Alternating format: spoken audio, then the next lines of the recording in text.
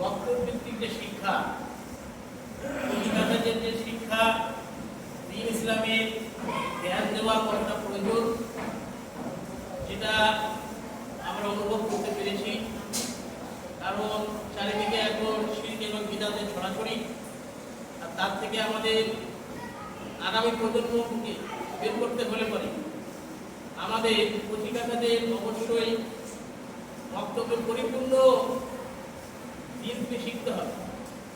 পরিপূর্ণ দিন মানে সেই মাদ্রাসায় দিতে বলা হচ্ছে না আপনাকে, আপনাদের সন্তানদেরকে একটা সিস্টেমিক সময় নির্ধারণ করে যে এলাকায় যেটা সুবিধা সেই সুবিধা অনুযায়ী 1 থেকে 1.5 ঘন্টা বা 2 ঘন্টা পর্যন্ত, সবচেয়ে বেশি সময় 2 ঘন্টা পর্যন্ত পাঠাতে বলা হচ্ছে, এবং একটা সিস্টেমের মাধ্যমে, একটা সিলেবাসের মাধ্যমে, যে প্রথমে তারা কোরআনটা শিখবে, আরবিটা শিখবে সঠিক মাত্রাতে, কোরআনটা তেলাওয়াত করা শিখবে, তারপরে তারা আকীদা শিখবে, রিসালাত কাকে বলে শিখবে, তারপরে তারা নামাজের পরিপূর্ণ দোয়াটা শিখবে।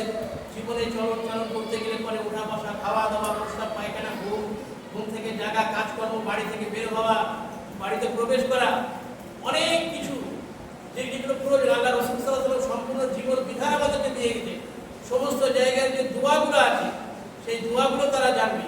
যে পরিপূর্ণ দিন শিক্ষা করতে গেলে পরে একটা সিস্টেমে আসতে হবে, এবং সেই সিস্টেমে আমাদের একটা হুমায়ুন আহমেদ বুখারী সাহেব করেছেন, উপস্থাপনা করেছেন, একটা সিলেবাস তৈরি করেছেন, মডার্ন বক্তব্য মিশন, সেটাকে আমাদের গ্রহণ করতে হবে এবং সেটাকে চালনা করতে হবে। যদি আমরা করতে পারি, ইনশাআল্লাহ আগামী প্রজন্মকে ইসলামের প্রজন্ম আমরা তৈরি করতে পারবো।